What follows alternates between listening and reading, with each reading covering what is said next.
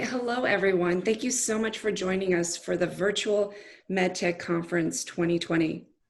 My name is Abby Pratt. I'm Vice President of Global Strategy and Analysis at AdvaMed, and since March I've been leading our COVID-19 Supply Chain Task Force. I'm very pleased to be moderating this panel on supply chain challenges during these unprecedented and certainly challenging times. I'm joined by an outstanding panel including Scott Dobin, a partner with Bain & Company, Dr. Trevor Gunn, Vice President of International Relations at Medtronic, and Roland Chong, Head of Global Supply Chain Processes and Trade Management at Qiagen. Thank you all so much for agreeing to participate with us. So I wanted to first get one housekeeping item out of the way.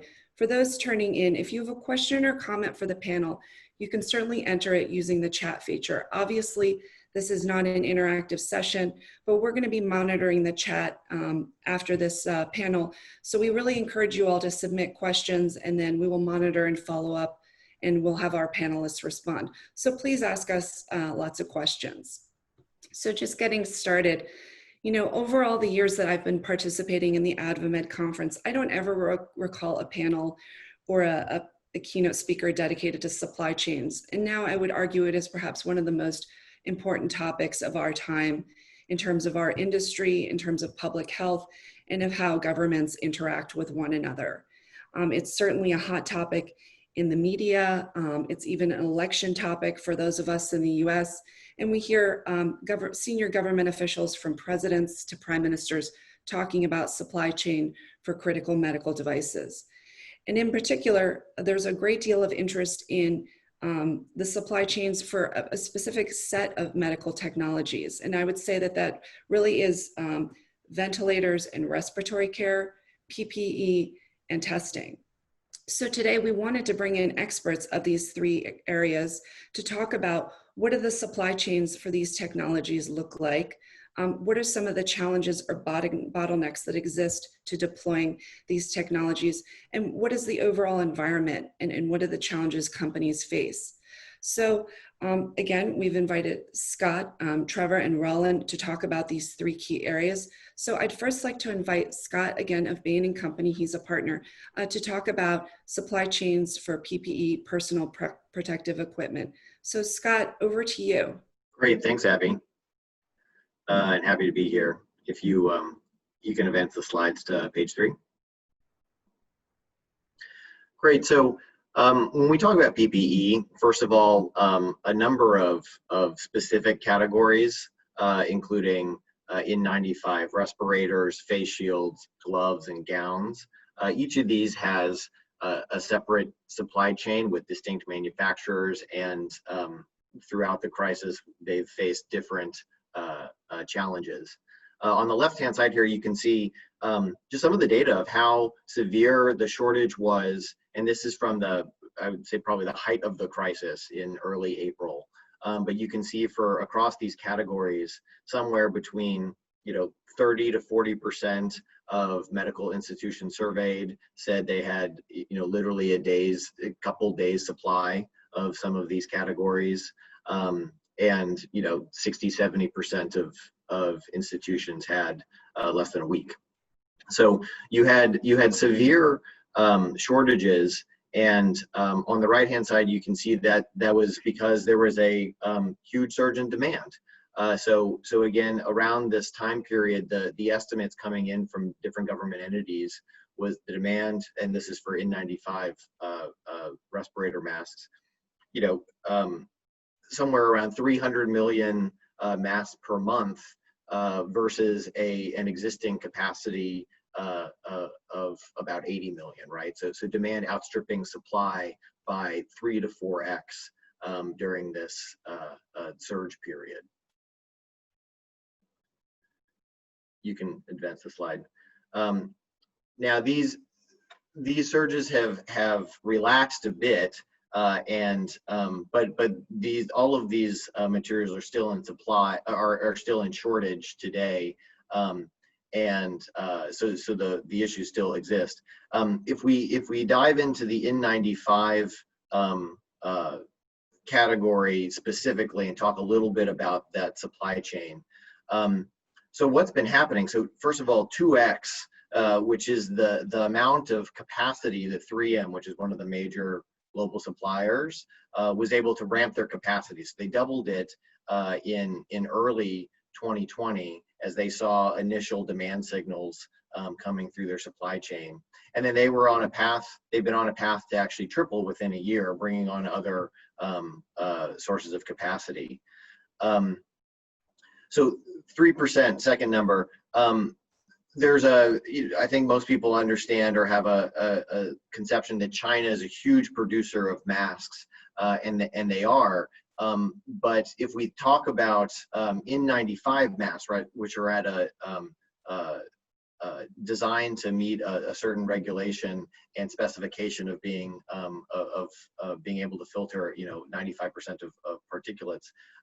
That's actually only a very small supply, a very small portion of all of the total mass production. So that was one of the issues that drove the constraints.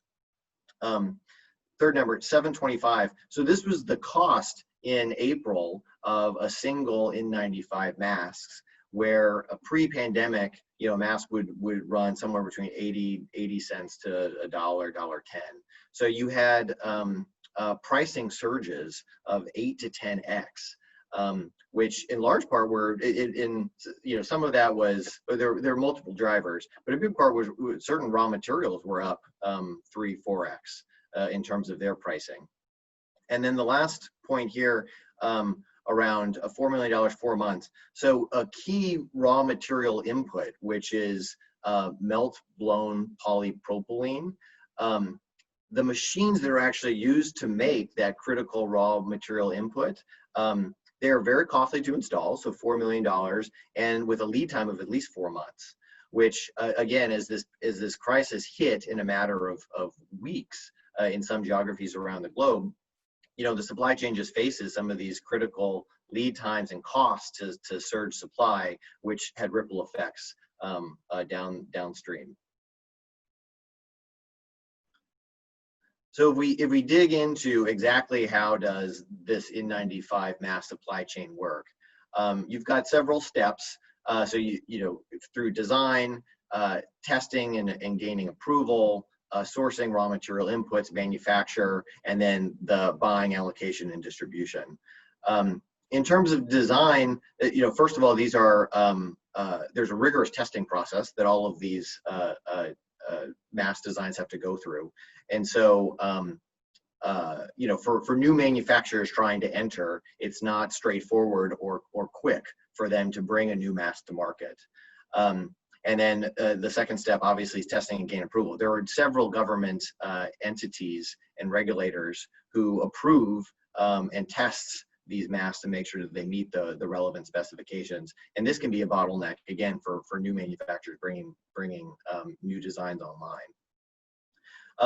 Probably the key constraints that we saw in what we're currently seeing, but specifically in March, April, May, were around some of the raw material inputs and the manufacturing capacity. So you can see here, there are a number of different raw materials that go into a mask. And what I mentioned previously, a critical one, melt blown polypropylene, was in very short supply. So you had significant price surges, and this is a global supply chain. So this raw material came from all over the globe, and as suppliers tried to increase capacity, they ran into some of these constraints around these machines are very expensive and with significant lead times to bring online. When you think about the manufacturing base of this product is quite consolidated. So 4 main manufacturers, 3M, Honeywell, Prestige, which are all US based, and then Medicom in Canada. They're some of the significant domestic manufacturers. A lot of their capacity was in China, and other capacities overseas. So something like pre-pandemic, less than 30% of these players' capacity was in the United States. And then in terms of allocation, when you started to see supplier shortages, as this group probably knows, changing suppliers and vetting foreign manufacturers is obviously time consuming and difficult and has its own complexities.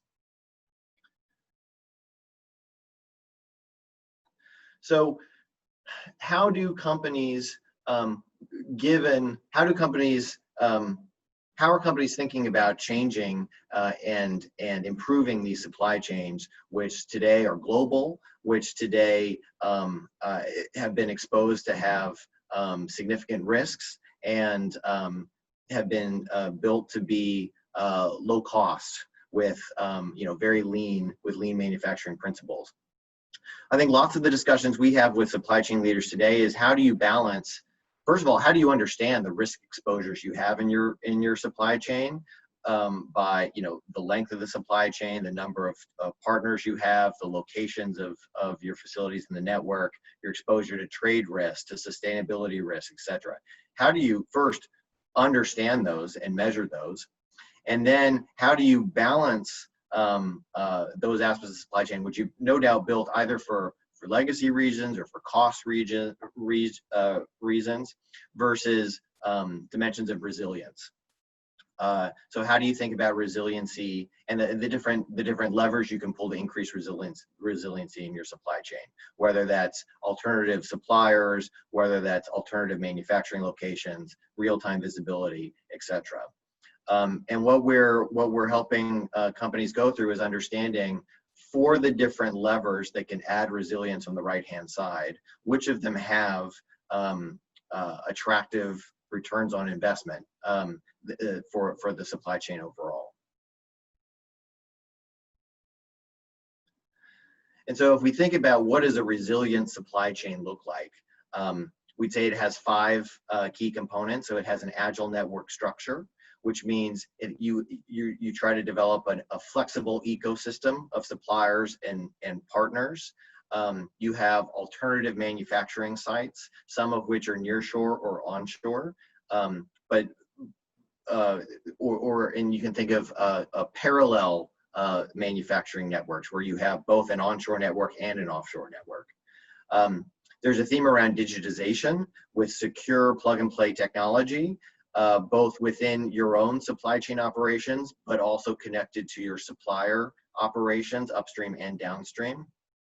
So you can share collaboratively information in a secure way.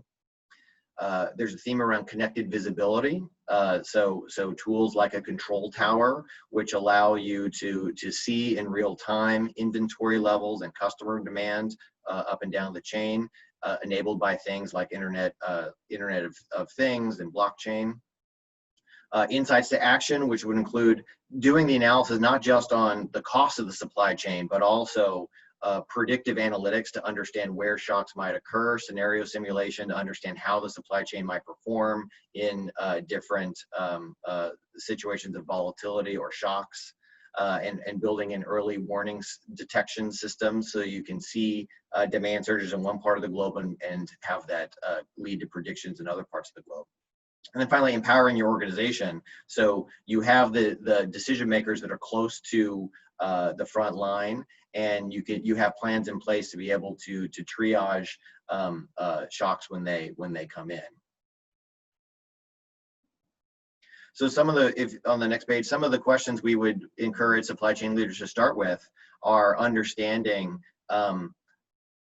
what do you have expedited processes today if you have to substitute materials, change suppliers, respec products? How fast can you make some of those decisions, and can you improve those processes to make them faster? Do you have visibility into what your current global category capacity is, both your capacity and your supply chains, your first tier suppliers, your second tier supplier capacity? Are some of your critical inputs dual qualified in terms of you have one supplier internationally, but you also have a supplier domestically?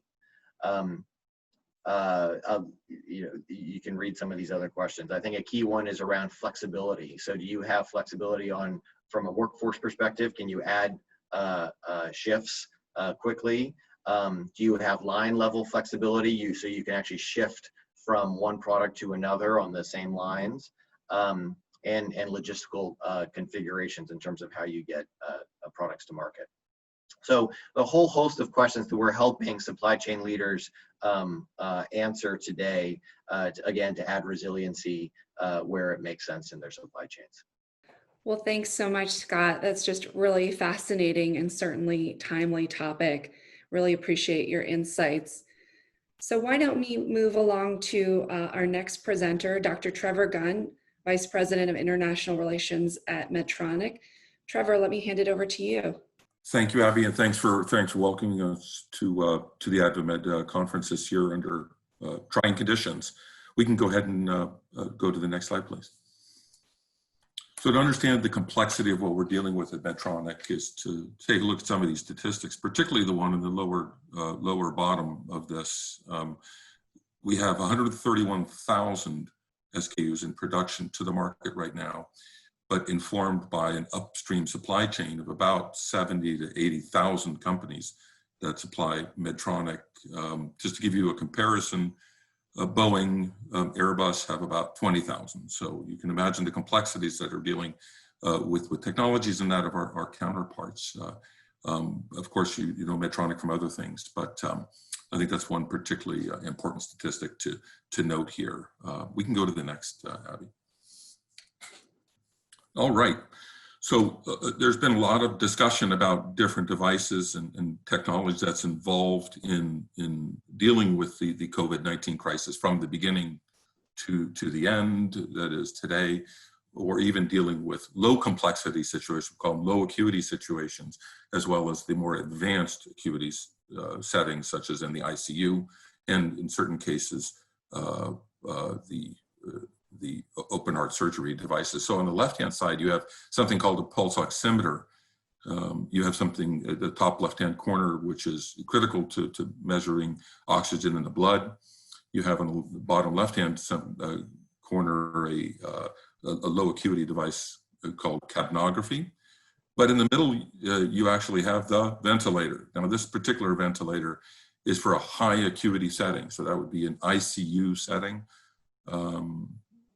So everybody has at least pictures of these things that we sometimes don't have otherwise. On the right-hand side is actually a device you haven't thought probably all that much about, but actually has come into play in this particular crisis, called the ECMO machine. The ECMO machine is basically used for open heart surgery normally, and is used obviously in an incredibly few amount of cases, but incredibly serious cases. So when you think about the whole economic, the whole supply chain, you're talking about 150 plus technologies, mainline technologies that are used in the treatment of different cases with respiratory arrest. Okay, we can go on, Abby.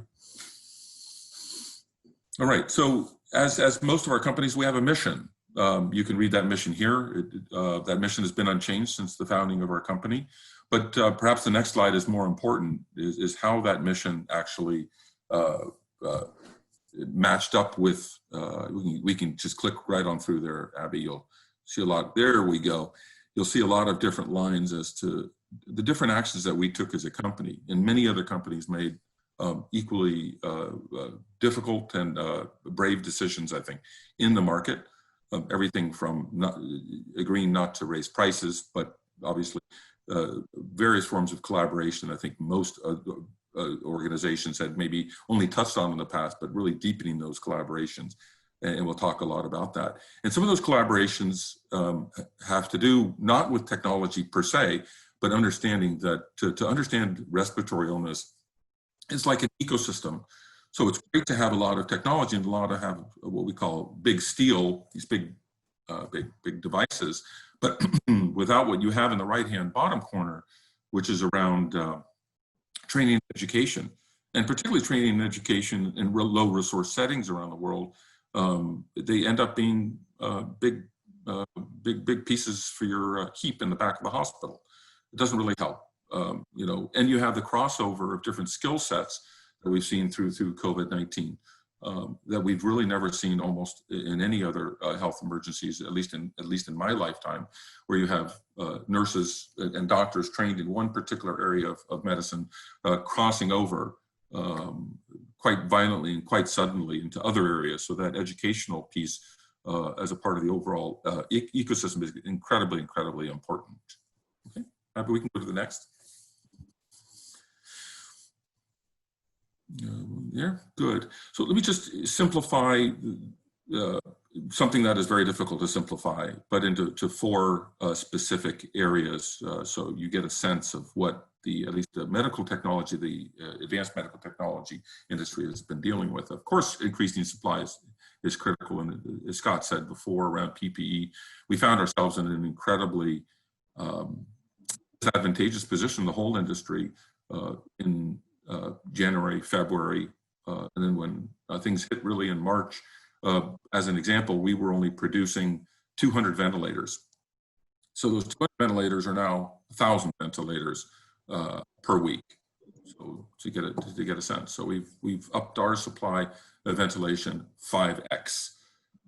And I'll also talk to you a little bit about how we've sort of democratized ventilation also in a separate slide when we get to that. We've obviously fought against some of these trade restrictions, and to be completely honest, a lot of these trade restrictions that are really global, virtually every country has had trade restrictions. Unfortunately, many of those same trade restrictions remain in place today. But most of those trade restrictions are really because people don't understand global supply chains. They don't understand medical technology. They often, frankly, might confuse us with pharmaceuticals. Needless to say, there may be some common ground, but they are fundamentally very, very different. So those restrictions have to do with people and product, both downstream product as well as upstream supply. And but the people regulations, particularly we experienced between, say, Malaysia and Singapore and a variety of other countries, have actually been quite debilitating at times, and it really sent us through some very nervous moments over the past few months.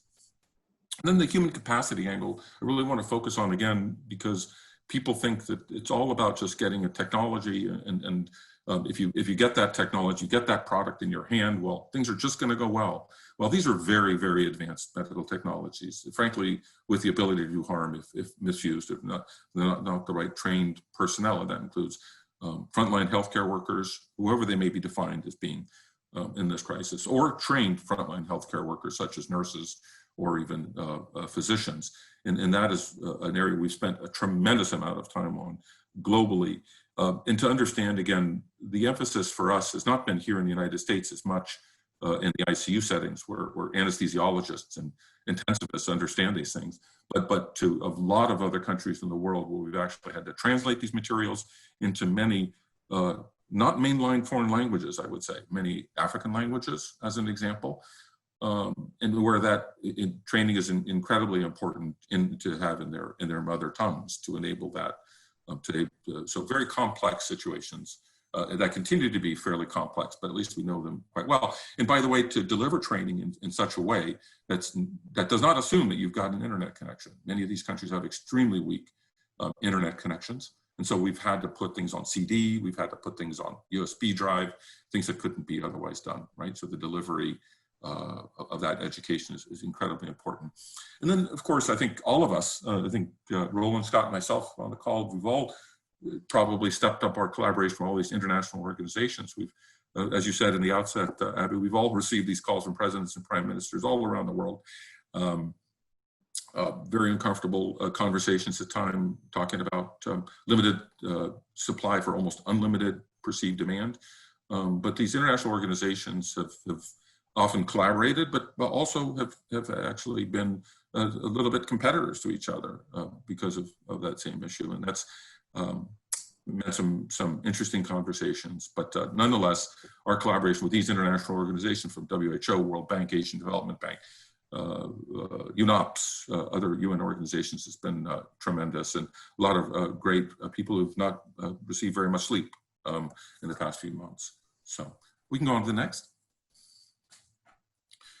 So this is how the global ventilator market looks, just so everybody understands. So you can see though Medtronic is the largest medical technology company, and also we're, by the way, the largest in respiratory technology. The reality is that we are actually number 3 when it comes to the ventilation space. You see other very important companies that have played a great role, and we've had a very collaborative approach, I think, in an appropriate way to the crisis. But just so everybody understands that, Draeger, Germany, Philips are the top two, and then we come in number three. Then you have Swedish Mackay, Getinge, Hamilton out of Switzerland, Bayer out of Chicago. But then there are others, and we've actually seen an emergence of other companies that had capacities, but they've since sort of put aside that capacity and it's aside their companies that have come back into the market. A Slovakian producer and a few other sort of fringe producers, but you basically have the vast majority of the market. January 2020 is as of here. We can go to the next. Thank you, Abby. So we did something that, however, was rather different than many others, and everybody addressed the crisis in different ways. We made a particularly, I would say, courageous decision to let go intellectual property on our sort of workhouse low acuity unit. This is called the PB560. I apologize for the bad picture here, but that is from the Wall Street Journal talking about our releasing that intellectual property. We basically said that everyone can download it at risk. So I can say that about 250,000 unique organizations downloaded those drawings. So it's been quite an interesting road for us. If we look to the next slide, what we did was we took some strategic partnerships with some different organizations around the world. And as I said, the emphasis really was on emerging countries, particularly that are right now going through, as you can imagine, Bangladesh, India, etc., going through absolutely incredibly difficult times. We took these decisions at a time when it was not so clear that India was going to go through its epidemiological curve. But just to give you some examples, in Bangladesh, an organization called Walton, in Ireland, that was our original facility. A company in Canada called Baylis, Vietnam, the largest industrial group by the name of Vin Group, and in Wisconsin, United States, at the Foxconn facility in Wisconsin. So all together here, if you look at the very first point a couple slides ago, it's about really democratizing knowledge, but at the same time doing our level best to increase that capacity of ventilation globally. We can go to the next, please, Abby. Okay, and then sort of my final slide is around some different points. How can governments help?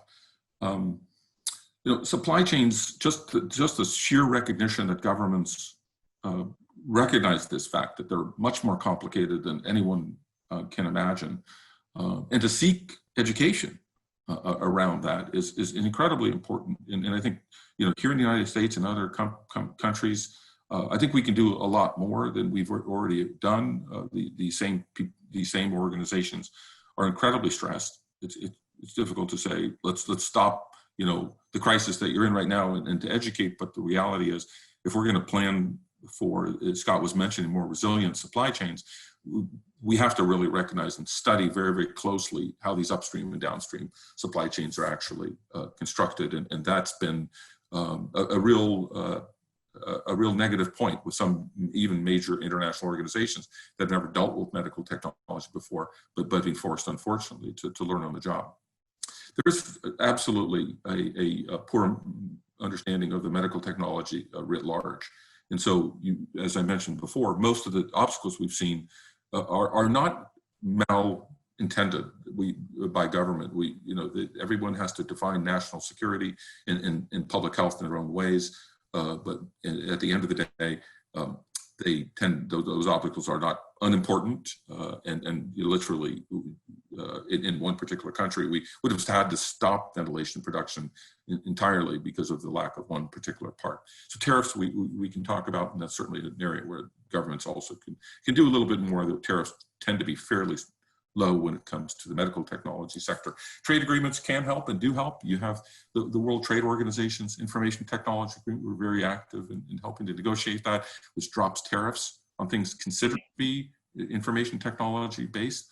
That's important and important for everybody to recognize that governments have helped. But you have an ongoing negotiation with the WTO around e-commerce. Now, how does e-commerce, the e-commerce agreement, by the way, is more or less called digital trade. It's being led by the way, Singapore, Australia, and Japan. It's not about just e-commerce, it's about digital trade. And what are the things that we as an industry need in an agreement like that may be different under COVID-19 conditions? There's quite a bit, I would argue, and we should be focused upon that. Multilateral agencies, as I mentioned, they were important. They will continue to be important. They are very important thought partners for us in the industry. It's difficult for us as one company or even as a set of companies to get a sort of helicopter view on global supply and demand. And that's where I think they really come in. But certainly at the same time, they're putting in massive amounts of money into different projects for COVID-19 readiness. They'll continue to be really important for all of us. And then, of course, thinking properly through the epidemiology. We'd all like to believe we could predict, the peaks and the troughs of this particular crisis, but we realize that, we all can be better by sharing information. That's where the governments can come in. So that's it from my side. My contact information is on the following slide. And thank you again for having me to present. Great, thanks so much, Trevor. Certainly lots to think about, and great to see how Medtronic is stepping up in this challenging environment. So why don't we move on to our final speaker, Roland Chong of Quigen. Roland, let me hand it over to you. All right, let me unmute. So thank you for this invite. It's a pleasure for me to be part of this panel discussion. So can you go into the third slide? Next one. Right, so just a high level for in terms of where science is or the molecular diagnostic space is. We're experiencing a new age of scientific breakthrough. In fact, this was already evident prior to COVID. You can imagine that in the last, I would say, in the last 5 years, or even earlier, we are creating actually more biological data collection in the last 6 months than in all prior history. And obviously that is a result of technology advancement and the need for a lot of medical need for analysis and as well as understanding. So there is a dramatic scientific advances that are enabling breakthroughs in molecular biology. And COVID obviously, when it comes in, plays a big part in our organization in supporting the understanding of this biology. Next, please. So, while we understand this, what are the world's most pressing challenges that we have today? And this is beyond supply chain, right? So you look at science, you look at biology, you look at the molecular diagnostic space, the life science space. How can we globally improve or further improve the outcomes of such an analysis? How can we improve public safety? You want to make sure that whatever that is being conducted has always quality and safety as a cornerstone of what we're doing. And how can we develop better and safer drugs to support some of the diseases and viruses or bacteria? And as well as how can we achieve scientific breakthrough even faster? And you will know, in some of us who have experienced it, that when you go to a doctor and you get a test, you get a blood that has been extracted, typically the doctor will say, come back in 2 weeks, right? That is quite a normal lead time back then. Today, you get a response like, come back in 7 days. However, I think scientists and a lot of labs right now are trying to innovate and see how we can shorten this lead time in the research, and particularly from sample into getting insights into what the problem is. So the lead time, I would say, would be the biggest challenge from a science perspective. Next, please. Now, the building blocks of our life are made up typically of our DNA and our RNA. And customers rely heavily on all these testing solutions. And this is where Kaizen comes in. And one of our vision is making improvement in life possible. So we offer sample technologies, so sample preparations technologies, assays technologies, as well as bioinformatics. Across these three chains are where we also have automation system that aid in the speed of the discovery. And at the bottom is the sample insight. It is our slogan, which we want to bring to the table from the point of having that sample to the point of making valuable insight into what this is from a science perspective, almost a seamless process. And this is what Kaizen is offering in our organization. Next, please. And just to elaborate a little bit more on where the portfolio of our organization in sample technologies, as you know, these are the samples that we collect. So even in today in the COVID environment, everyone, or at least in most countries, the testing has actually been scaled up tremendously. Back in where we are, we look at our production and we look at the ability to support, and we're talking about 20 times more in demand than the average back in 2019. So the sample collection and the need for collecting these samples right now has shot up way above the roof. And the assay technology is where we offer PCR and next generation sequencing kits. And these will contain the reagents that will help support the analytics. We have the automation system as well as the bioinformatics. It is where the software comes into play to help propagate the samples and convert them into information that are useful to the doctors and the scientists. So we play in the space of the academia, the universities, the pharma industries, applied testings, in vets, food safety, as well as in molecular diagnostic, which is very related to COVID today. Next, please. So, customers rely on us tremendously today on helping them manage some of the challenges. 500 million people around the world. We are unlocking molecular insights in the fourth space that we talk about. We have more than 500 products and 5,000 over employees in the organization across the globe. Next, please. Now, this is a page where it kind of summarizes and like what Dr. Travel said earlier, in a situation like COVID, you've got problems, challenges sitting in all angles, and just to condense them into 5, and this is where I kind of pull out. In Kaizen, or in an organization, we have been experiencing the spike since February, and the product demand has gone up the roof, and it all started in China, as all of you know.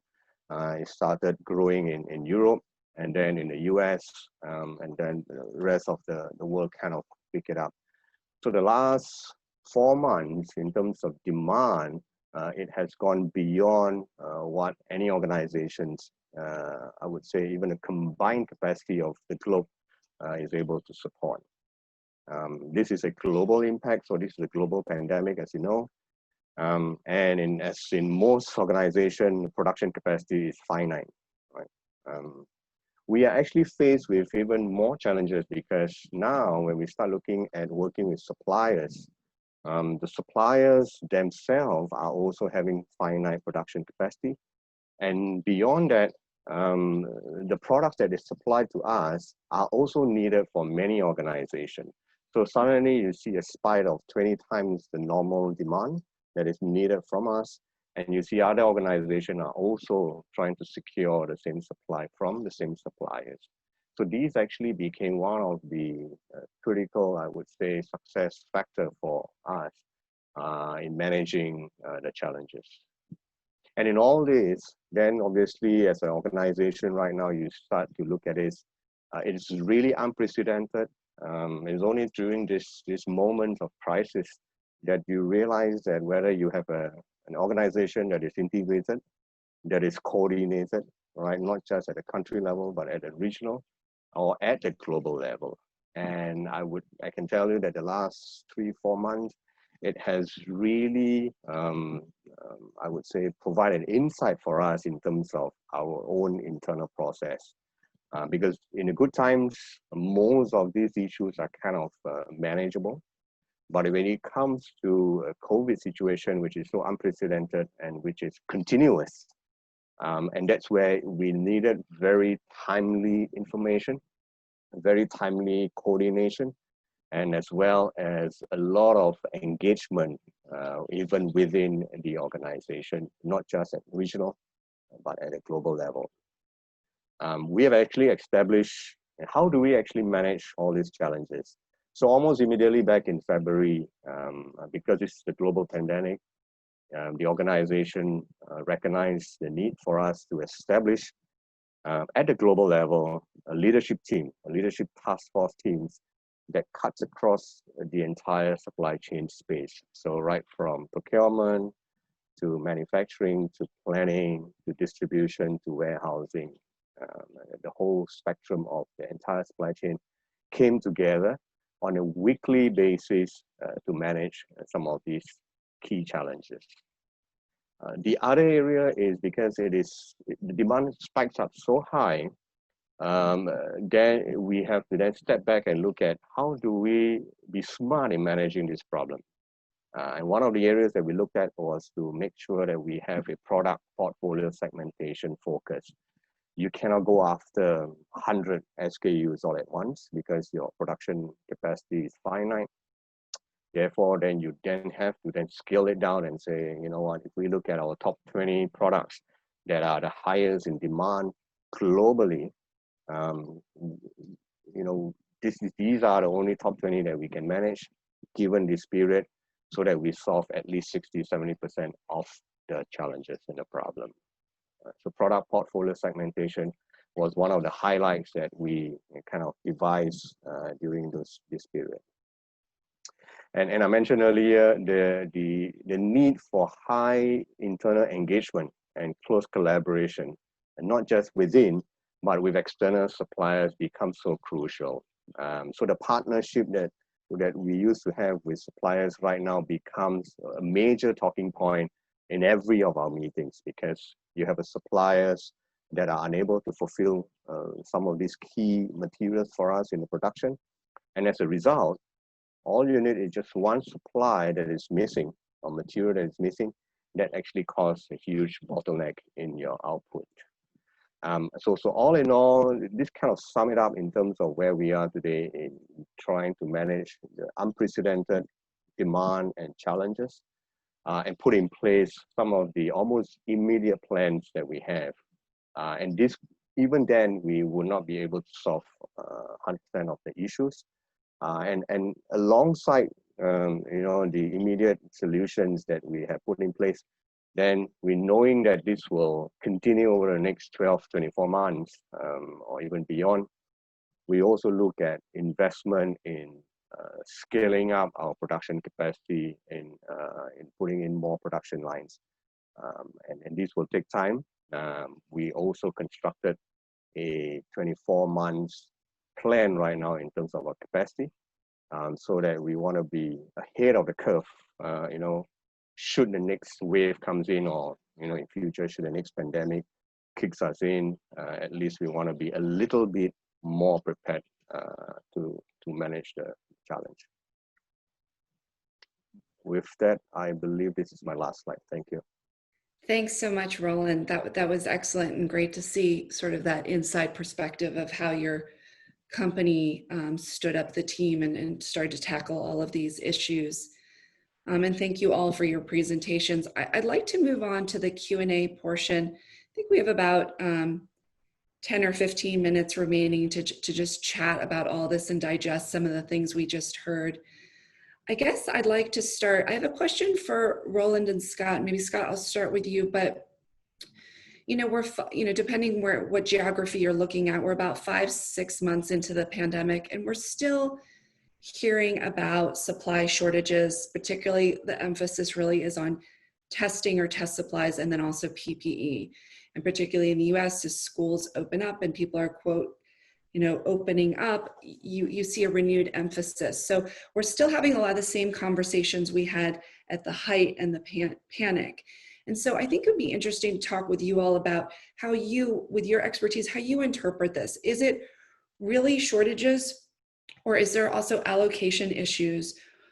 Or maybe it's a mixture, but how do you see that? And what can you cut through some of the sort of headlines and scary things that we hear versus what you see? Maybe Scott, I'll start with you, and then Roland, if you could think about that from the testing perspective.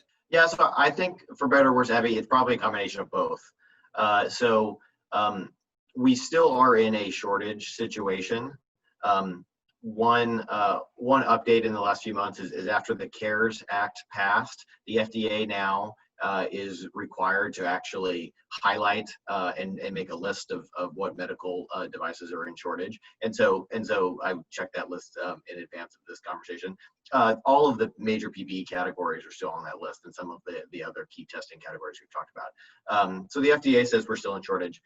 From what we're seeing, those initial demand surges have come down, but you're still depending on the category, still operating in at least 25% or higher year over year increased demand. So you're still seeing significant demand, and this is no longer kind of the crisis demand. You're starting to say, are we gonna level set at a different baseline? And the answer is yes. For the medium term future, some of these categories will probably just have a structurally higher demand. That being said, there are also significant allocation issues. So I think what we're seeing now is some of the major hospital customers, again, this depends on where you are geographically, but many big hospitals have either gotten through the height of the crisis and or have negotiated and secured ample supply of some of these PPE categories. But you see actually smaller sites of care that sometimes have less negotiating leverage with their distributor, for instance, like nursing homes, etc., where the shortage is now kind of rippling through to some of these facilities. So I think just recently I saw something like still 20-25% of nursing homes have less than less than a week of PPE available. So I think it's a combination of both. You still see kind of shortage situations from very high rates of demand, and that supply is still coming on. We heard across all three presentations here just how long it takes some of the supply to ramp in some of these categories. And then you've got allocation issues as different players, different types of providers are seeing these demand surges ripple through. Thanks, Scott. Yeah, so it sounds like it's still going to continue. And I would just take this opportunity to make a plug for AdvaMed.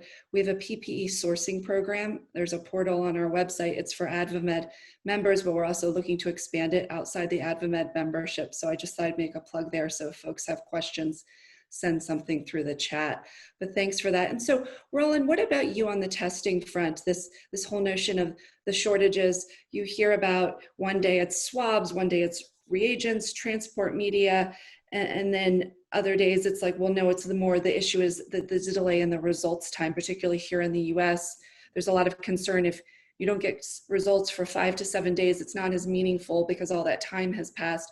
What are your thoughts on sort of those shortages versus also just the allocation and prioritization issue? No, I think that what Scott mentioned is a combination of both. And if the problem is only 6 months, like in many of the previous, pandemics that we have encountered, 6 to 12 months, then I think it's quite safe to then say that, we will be able to manage the demand over time, right? Because you kind of scale up and ramp up. But because this is such a marathon, and even, in the next 6 months, everyone is even talking beyond the 6 months ahead of this. And with the explosion that we are seeing day by day on different countries. On one time, I would say last month, it was Brazil. There was having such a huge spike. And then we've got India that is continuously growing. And then you've got America is also. So when you see some of these hotspots that are actually on a continuous rhythm, it kind of stack up in terms of the demand. So no matter how organization even ramp up their capacity, it is almost, I don't want to use the word impossible, but it's so difficult to try to catch them up because the horse is running so far ahead and the cart is just simply behind trying to chase after the horse. And from an allocation perspective, because then that actually puts a strain on allocation, because now then you ask yourself, who should get what, right? Because if I've got only 10 pieces and I've got, out there 50 different countries in demand, how do we allocate these 10 strategically over, this week? And then next week, we're going to strategically again allocate. So it's almost like a weekly allocation plan today that we're trying to do, but at the same time, having a outlook of the next 4 to 8 weeks window in terms of the demand, so that when we allocate, you want to be strategic. You want to make sure that you also manage the customer's expectation, because I think that's important, because everyone expects to have, if I ask for 10, I will get 10 and I should get 10. But if you ask for 10 and I give you 1, I want to make sure I tell you get 1. Hang on. So that allocation today is very tricky, and that engagement from sales to having that information is actually very vital, because your sales team is going to bring that information to the customers, to the hospital, and then allay on the expectation. And I think that's absolutely critical. Thanks, Roland. That notion of that we're constantly playing catch up is really daunting. I mean, it almost, really gives you the appreciation that, until we get a control on the virus through the measures we know we can, whether it's masks and social distancing, it's going to be all the much harder for industry to catch up with the technologies. You said we're sort of chasing our tail. That's very interesting. I have a question about some of our sort of policies discussions we've been having. And Trevor, maybe I could start with you. There's been a lot of discussion, certainly with the US government, other governments, about how we're better prepared, certainly, and how we build resilience into the supply chains. And one theme that is emerging is this notion of onshoring or reshoring of critical medical supplies.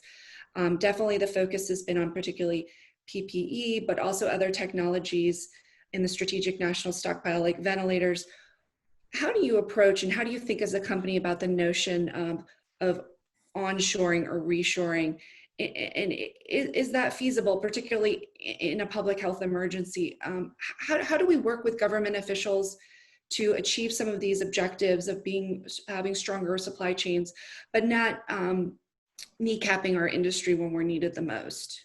Yeah, there's a lot there. I would say that I think you have to put, you think about advanced respiratory technologies, if you think about that particular category that I'm a bit more able to address than the other different categories.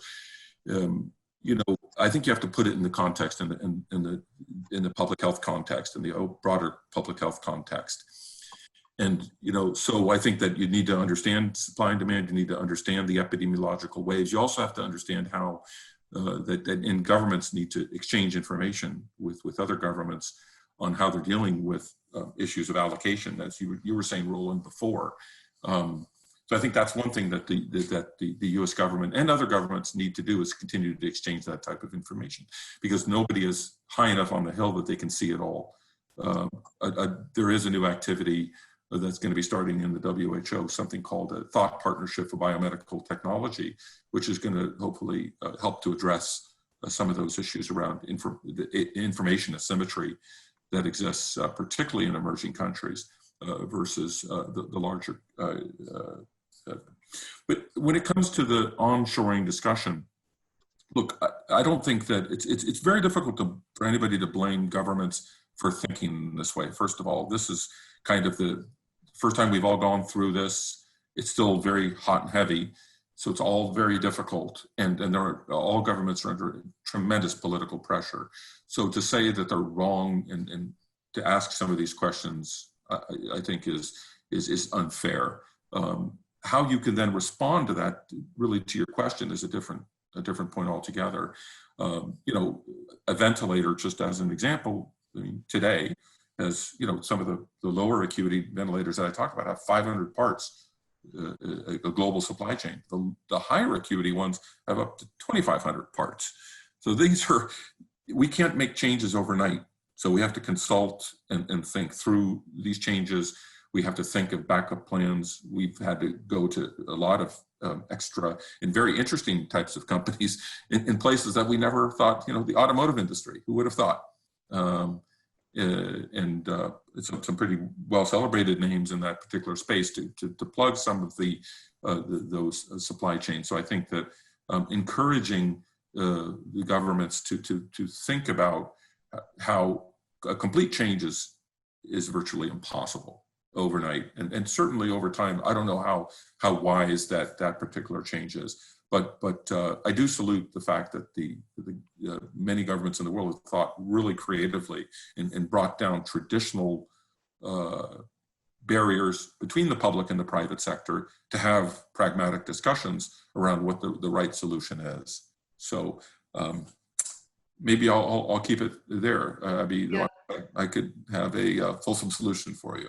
Yeah, it's a big conversation, but I appreciate the notion that it's probably not practical to have a wholesale reshoring, but we as AdvaMed have talked about some of the incentives that governments could put forward to encourage more domestic manufacturing, to build in some of those redundancies. Scott, maybe I saw in your slide deck, you did mention as one of those strategies, Sure. partial onshoring or reshoring in those parallel tracks. Can you elaborate a little bit on that and what might be practical for companies and what might not be so practical?